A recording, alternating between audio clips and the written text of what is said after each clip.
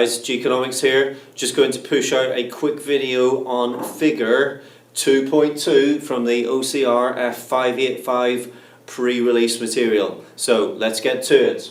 So here we have a figure for the effective exchange rate index of the US dollar. So first of all, ladies and gentlemen, the important point to note here that this is for the effective exchange rate. It is not a bilateral exchange rate, for example, the US dollar against the Chinese yuan. It is an effective exchange rate. What does that mean? I hope you've looked it up and you've done a little bit of research as to what an effective exchange rate is. The effective exchange rate is the value of the US dollar against a basket of currencies, primarily those countries with which it trades most often. And, more significantly, weights are attached dependent upon the amount of trade that goes between the US and the particular country. So a more significant weight will be applied to countries such as trade with China, the Eurozone, the UK, Canada, Mexico. They will have significantly higher weightings attached to them than other countries in this basket. So the important thing to note is that this is just not simply a crude average that we have going on here.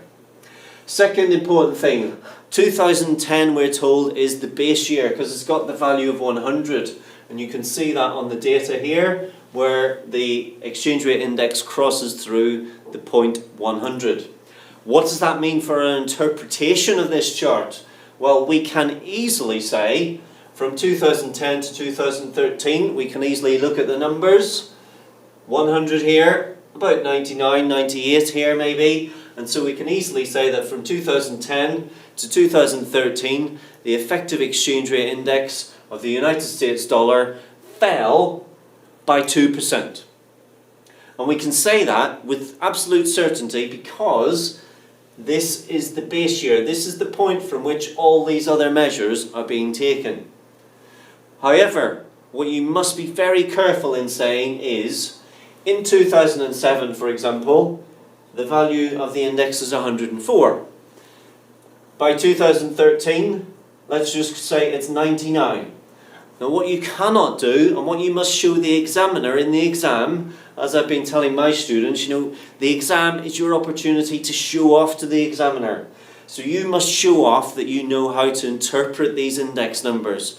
So actually work out the percentage change, because you have to do it in this case, because neither of these numbers are 100, the base year. So how do we work that out? Well, we take one from t'other, so 104 minus 99, and we put it over the original 104, and we multiply it by 100. Now that will give you 4.8%.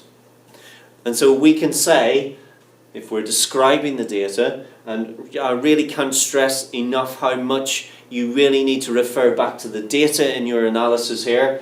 From 2007 to 2013, we've gone from index of 104 to index of 99, and so we can say that the effective exchange rate index of the US dollar over that time period depreciated by 4.8%. Now, you will always know, because I hope you've learned the golden rule, that the price of an export always moves in the same direction as the currency. So if the currency, in this case the EER, is depreciating, the price of US exports ought to be decreasing as well.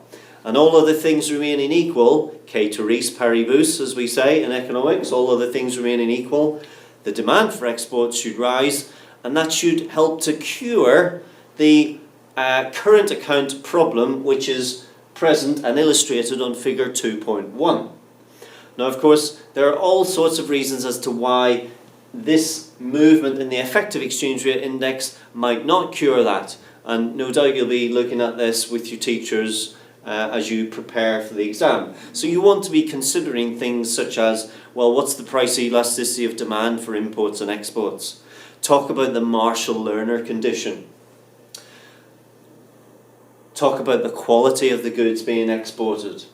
And there are all sorts of different evaluative comments. I'll maybe come back with another video on evaluation of this particular article, but I want to leave it at that. So thanks for subscribing.